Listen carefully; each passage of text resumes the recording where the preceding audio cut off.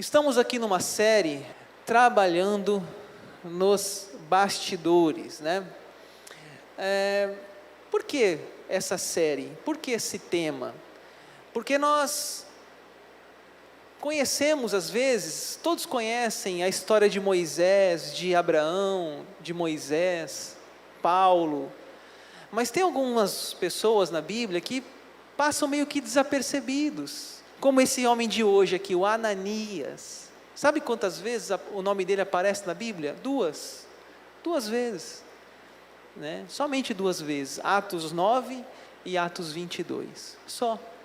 Ou seja, são algumas pessoas que parecem que esquecidas do nosso conhecimento, e assim como hoje também, nem todos estão pregando, nem todos estão no louvor, nem todos estão na frente da igreja, muitos estão nos bastidores, mas são pessoas importantes.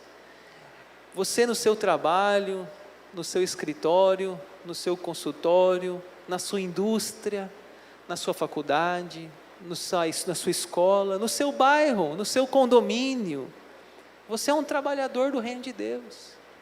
Você está lá visitando, pregando, evangelizando, dando um bom testemunho, levando a misericórdia, amparando os doentes nos hospitais, na sua clínica, na sua empresa.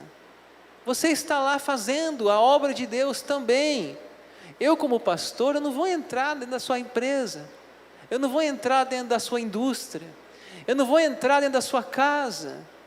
Olha que bonito trabalho de uma mãe que educa os seus filhos na fé, que incentiva aquela dona de casa, mas que vai deixar um legado no coração dos filhos, tão importante, né?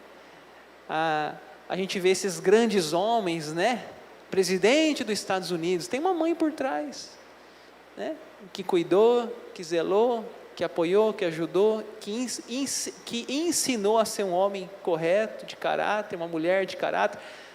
A gente vê uma pessoa tão conhecida, um ganhador de um prêmio Nobel, mas quem está por trás dessas pessoas, né? Quem foram pessoas que acreditaram na capacidade desses grandes pensadores, desses grandes políticos, desses grandes cientistas, desses grandes empresários? Quem está por trás dessas pessoas? Quem foi aquelas pessoas que talvez nos bastidores disse: olha, você vai longe? Um professor de escola dominical, né? Sabia que o Billy Graham, né? A gente fala do Billy Graham, todo mundo conhece o Billy Graham, mas você já pensou quem evangelizou o Billy Graham? Você já pensou nisso? Alguém investiu em Billy Graham? Alguém que teve o tempo necessário para dizer: essa pessoa vai levar a palavra de Deus. Já pensou o Billy Graham pregando num estádio, como ele veio aqui no Brasil, pregou no Maracanã, lotado o Maracanã de pessoas, ouvindo o Billy Graham, mas teve alguém, um dia, que evangelizou o Billy Graham. Talvez um simples professor de escola dominical, talvez uma mãe, um pai, talvez um amigo, um pastor, um colega disse: você tem chamado, você tem um dom, Deus vai te usar poderosamente, meu irmão, avante. E essas pessoas então foram tão conhecidas, mas graças ao trabalho nos bastidores, graças a pessoas que acreditam em outras. Então essa é o tema da nossa série, e nós vamos ver hoje que graças a nós termos um Paulo, o Saulo de Tarso, é porque existiu um Ananias, um homem que foi lá na casa dele e disse que Deus tinha um projeto e uma missão. Então nós vamos conversar sobre esse homem. Já falamos sobre Barnabé aqui, já falamos sobre Estevão, João Batista e hoje Ananias. Vamos começar então lá no versículo 10 do capítulo 9. Olha que bonito ali, olha, verso 10. Ora, havia em Damasco um discípulo, interessante, um discípulo chamado Ananias. Disse-lhe o Senhor numa visão: Ananias. Ao que respondeu: eis-me aqui, Senhor. Era um homem assim, meio, vamos dizer, meio escondido. Não era muito famoso. Era um discípulo. Isso aqui basta, né? E como eu falei, ele aparece só 2 vezes, tá? Ele aparece aqui em Atos 9:10, o nome dele. E também aparece lá no 22:12, quando Paulo está contando a sua conversão, recontando, né, a sua conversão, testemunhando a sua conversão, ele cita que um homem chamado Ananias, piedoso conforme a lei, tendo bom testemunho de todos os judeus que ali moravam. E aí Paulo vai falar que esse homem foi na casa dele, falou com ele, tal. Mas é só isso que nós temos na Bíblia de Ananias. Nós não temos um livro na Bíblia chamado Ananias. Ele não fazia parte dos 12 apóstolos, mas ele era um discípulo. Ele era um homem temente ao Senhor. E olha que bonito, era um homem o quê? Piedoso. Né? O que é piedoso? Que tem uma vida de oração, de consagração, temente ao Senhor, lê a Bíblia, isso é piedade. Piedade é vida devocional. Ah, pastor, eu quero ser igual a ele, piedoso. Mantenha uma vida devocional. Dedicação a Deus. 4, você e Deus. Não que os outros veem, você e Deus. Isso chama-se piedade. Seu relacionamento com Deus. E não só piedoso, ele também tinha o quê? Um bom testemunho. Né? Ali fala, tendo um bom testemunho de todos os judeus que ali moravam. Então ele era um homem piedoso e um homem de bom testemunho. É só isso que a gente sabe dele. A gente não tem muita informação sobre a vida dele. E Deus dá uma missão para ele, né? Ora, havia em Damasco um discípulo chamado Ananias, disse-lhe o Senhor numa visão, Ananias, ao que respondeu, eis-me aqui, Senhor. Então o Senhor lhe ordenou, dispõe-te e vai à rua que se chama Direita, e na casa de Judas, procura por Saulo, apelidado de Tarso, pois ele está orando. Eu acho interessante aqui, está lá, né, Ananias, e Deus fala com ele, né? O Senhor falou com ele numa visão. O que ele responde? Eis-me aqui, Senhor. Né? Ou seja, estou à disposição, estou disponível. Qual que era a missão dele? Ele tinha que ir na casa de Saulo de Tarso, famoso Paulo, apóstolo Paulo. É a mesma pessoa, Saulo e Paulo. Veja bem, olha que interessante, vai à rua que se chama Direita, na casa de Judas, procura por Saulo. Eu acho que se Deus tivesse o WhatsApp, Deus ia falar assim, ó, segue a localização. Não tem erro, né? É rua Direita, casa de Judas. Acabou, não tem como ele errar, né? Não tem como falar, não sei onde é. Está aí o endereço, meu amigo, só chegar, né? E procura por Saulo de Tarso, ele está orando, olha que as informações foram todas passadas, né, para ele. A relutância, verso 13, Ananias porém respondeu, Senhor, de muitos tenho ouvido a respeito desse homem, quantos males tem feito aos teus santos em Jerusalém, e para aqui trouxe autorização dos principais sacerdotes para prender a todos os que invocam o teu nome. Sabe o que significa a palavra relutância? Dicionário, relutância. Relutar, resistir, hesitar, indecisão. Ou seja, ele falou assim, sério Deus, eu tenho que ir na casa de Saulo de Tarso? Eu tenho ouvido falar dele muitos o quê? Males. Muitos males. Ele está matando cristãos, Senhor. Ele veio aqui para Damasco, que foi a estrada de Damasco, nesse texto aqui é Damasco. Ele veio para prender os crentes em Damasco. Né? Então ele fala, Senhor, como que eu vou lá pregar para esse homem que persegue os crentes? Vamos lembrar um pouquinho de que aconteceu com Saulo, um pouquinho antes, o verso 3. Seguindo ele estrada fora, ao aproximar-se de Damasco, subitamente uma luz do céu brilhou ao seu redor, E caindo por terra, ouviu uma voz que lhe dizia: Saulo, Saulo, por que me persegues? Ele perguntou: quem és tu, Senhor? E a resposta foi: eu sou Jesus, a quem tu persegues. Meus irmãos, quem que era Paulo? Né? Você, quando fala Paulo, você pensa aquele homem que escreveu 13 cartas da Bíblia. Quando fala Paulo, você lembra de 1 Coríntios 13, né? Ainda que eu fale a língua dos homens ou dos anjos, se eu não tiver amor, eu nada serei. Aí você fala: nossa, mas ele era tão calminho, ele era tão bonzinho. Mas não é esse Saulo que nós estamos falando aqui não, irmãos. Isso aqui é antes da conversão dele, né?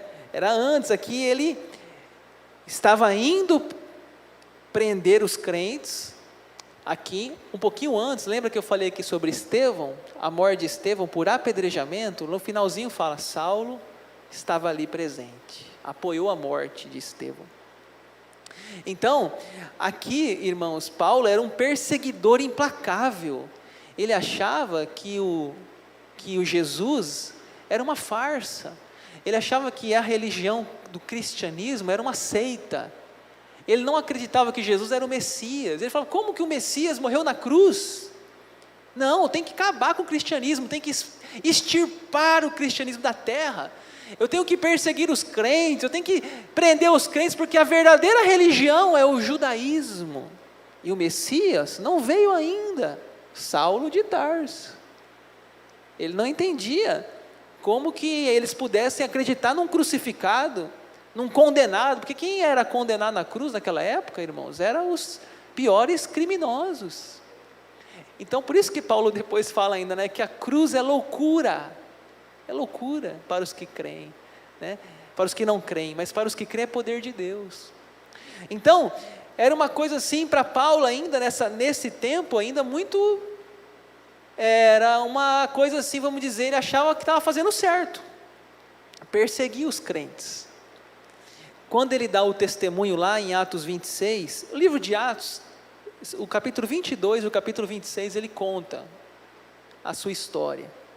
No capítulo 26 ele fala assim: muitas vezes os castiguei por todas as sinagogas, obrigando-os até a blasfemar, e demasiadamente enfurecido contra eles, mesmo por cidades estranhas os perseguia. Olha quem que era Paulo aqui, ó. O que ele fazia? Castigava, obrigava a blasfemar, demasiadamente enfurecido, era sangue nos olhos, ele odiava crente. Que crentaiada é essa? Que seita essa do Cristo crucificado? Perseguia, ia para cidades, até para Damasco. Vamos voltar então agora para Ananias, tá? Para a gente entender. O que Ananias falou? Senhor, de muitos tenho ouvido a respeito desse homem. Quantos males tem feito aos teus santos em Jerusalém? E para aqui trouxe autorização dos principais sacerdotes para prender a todos que invocam o teu nome. Vamos nos colocar no lugar de Ananias? Se coloque no lugar de Ananias. Daniel, estou dormindo lá, estou acordado, sei lá. Daniel: oi, Senhor. Está aberto o seu WhatsApp, Daniel? Segue a localização. Como assim, Senhor? Ananias? Não. Saulo? Não, Senhor, esse não. Não, Daniel, vai lá que ele está cego. Deixa ele cego, Deus. Que bom que ele está cego. Para que eu vou lá? Arrumar problema na minha cabeça? É mais ou menos isso. Eu acho que a melhor ilustração assim sobre essa história, uma vez eu estava lendo um livro do Charles Swindoll, biografia de Paulo, ele conta essa ilustração no livro, eu achei muito interessante. Ele faz essa comparação para a gente tentar entender. Quem foi Adolf Hitler? Adolf Hitler foi um político alemão que serviu como líder do partido nazista. O que ele pregava? A eliminação de todos os judeus, ele odiava os judeus. Foi um dos responsáveis pelo maior genocídio da história da humanidade, matou 6 milhões de judeus. 6 milhões de judeus foram mortos pelo regime nazista. Vamos entender agora então. você é um judeu, você está vivendo lá no ano de 1940, você é judeu, seu pai sumiu de repente, seu pai, a sua esposa foi levada pelos nazistas, seus filhos foram tirados de você está com medo porque você é o próximo a ser levado para aqueles locais que eles faziam de extermínio, né, do holocausto. Aí você está lá, em casa, de repente Deus fala: Daniel, tem uma missão para você. Fala, Senhor, eis-me aqui. Está com o WhatsApp aberto, Daniel? Manda, Senhor, localização. Casa de Adolf Hitler. Ah, Senhor, está com brincadeira? Esse homem está matando, esse homem está perseguindo, esse homem levou meu pai, minha esposa, meus filhos, eu vou lá pregar para ele: Jesus te ama. Jesus te ama, é arma, é soldado, é guerra. Meus irmãos, imagine você saindo da sua casa, indo até na casa do maior perseguidor dos judeus. Eu acho que foi isso que Ananias sentiu, uma relutância, uma resistência, normal, nós também sentiríamos, mas Deus fala para ele: ande logo, verso 15, o Senhor lhe disse: vai, porque este é para mim um instrumento escolhido para levar o meu nome perante os gentios e reis, bem como perante os filhos de Israel, pois eu lhe mostrarei quanto lhe importa sofrer pelo meu nome. Parece que Ananias estava naquela relutância, né? Senhor, mas ele está fazendo muito mal, tal. Deus fala: vai logo, vai, chega de falar, chega de discutir, de relutar, de hesitação, vai. O que Deus tinha que fazer? Deus tinha que levar Ananias do ponto A ao ponto B, da casa dele à casa de Saulo de Tarso. Deus fala o seguinte: Ananias, eu vou te dar mais informação. Segunda informação, ele é um instrumento escolhido para levar meu nome perante os gentios e reis. Eu escolhi Saulo de Tarso, eu preciso dele, importa que ele saiba o quanto ele vai sofrer pelo meu nome. Ele faz parte do projeto nesse momento. Você precisa ir lá, você precisa obedecer.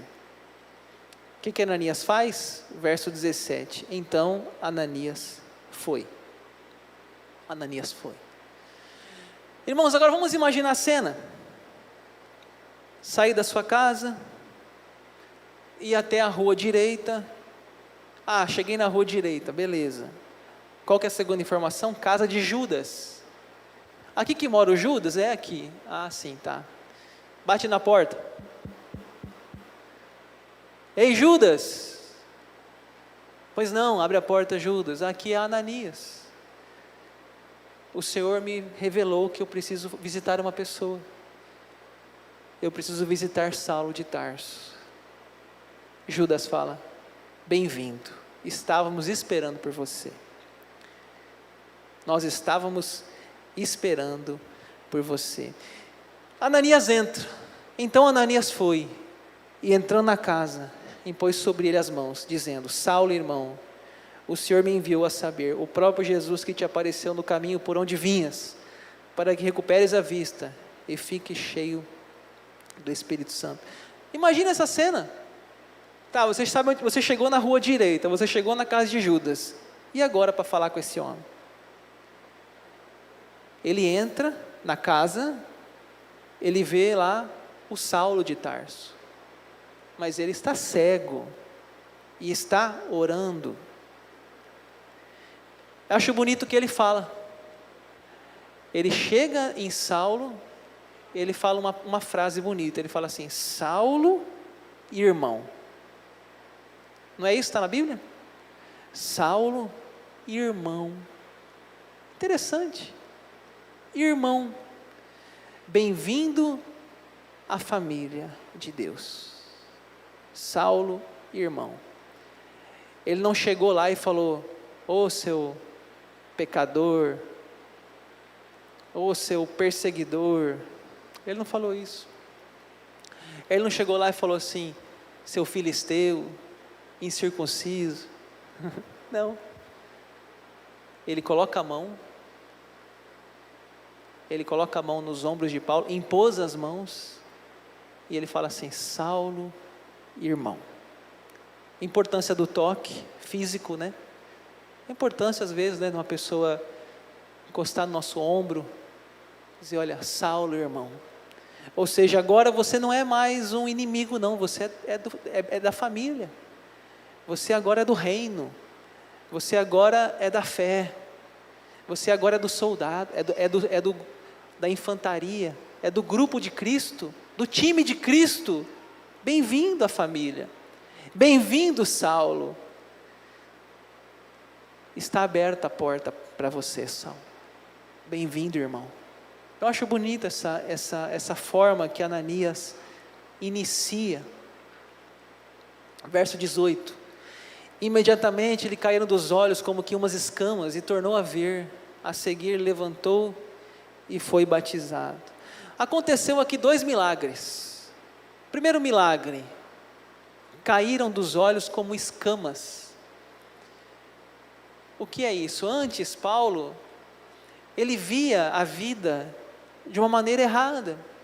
Ele via o cristianismo como um adversário, como um inimigo, e Deus precisou derrubá-lo em terra. A gente fala assim, né? Caiu do cavalo, mas o texto não fala de cavalo. Pode ter sido cavalo, mas não fala. Fala que ele caiu por terra. E ele caiu para levantar uma nova pessoa. Cair é do homem, levantar é de Deus. Uns vêm pelo amor, outros vêm pela dor. Paulo precisou puxar o tapete. Caiu por terra. O Senhor disse: por que me persegue, Saulo? Ficou cego, coitadinho, agora ele não vê mais. Agora ele tem que tatear, ele tem que pedir ajuda. Deus tratou o orgulho, Deus tratou aquele coração, falou: cara, você não é ninguém, você é um Zé Ninguém, Saulo. Sem mim, você é ninguém, Saulo. E agora então, ele cai as escamas, ele volta a enxergar, mas agora ele não volta como antes. Agora ele volta um novo homem. Agora, como é Jacó no vale de Jaboque, Deus muda o nome dele de Jacó para Israel. Deus muda o nome de Saulo para Paulo, ou seja, uma nova fase. Isso a gente chama de conversão. No encontro Jesus e Nicodemos, Jesus falou assim para Nicodemos: importa-vos nascer de novo. Mas Senhor, como nascer de novo? Eu já sou velho, como que eu vou entrar na barriga da minha mãe? Nicodemos, tu és mestre em Israel e não entende o que eu estou falando? É nascer da água e do Espírito. Isso é uma nova vida, é um novo nascimento, a gente chama de conversão. É quando a gente tem um encontro com Cristo e a vida muda. O coração muda, os valores mudam, as atitudes mudam. Então Paulo, essas escamas que caem dos olhos dele, ele começa a ver a vida de uma nova forma, de um novo prisma. Antes escrevia cartas para perseguir, agora vai escrever cartas para abençoar. Você conhece as cartas de Paulo? Olha que versículo lindo, Filipenses 4:13, tudo posso naquele que me fortalece. Ele vai escrever cartas de esperança, cartas de conforto, cartas de incentivo, de encorajamento aos crentes. Continuem, as minhas cadeias em Cristo são para estimular vocês na fé, diz Paulo. De perseguidor virou perseguido, foi uma mudança. E eu fico imaginando a cena, o segundo milagre, o seu batismo. O primeiro milagre foi a recuperação da vista, caiu as escamas e ver a vida de outra forma. E o segundo milagre, o batismo. Eu fico imaginando o Ananias, Saulo, você entendeu agora a mensagem do Evangelho? Sim, Ananias. Você quer ser batizado? Quero. Irmão Paulo, eu te batizo em nome do Pai, do Filho e do Espírito Santo.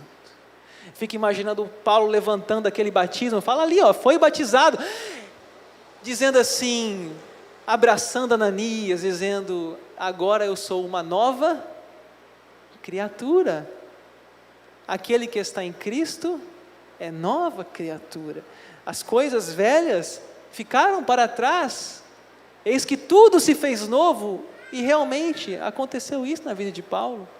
Uma conversão genuína, uma conversão verdadeira, uma conversão real, porque Deus tinha planos para a vida de Saulo. E eu vou para o final aqui, o verso 19 e 20, e depois de ter se alimentado, sentiu-se fortalecido, então permaneceu em Damasco alguns dias com os discípulos. E olha que lindo o verso 20, e logo pregava nas sinagogas a Jesus, afirmando que este é o Filho de Deus. Logo ele já começou a pregar, que era o dom dele, era o chamado dele, era a missão dele, pregar. Logo ele pregava a palavra de Deus.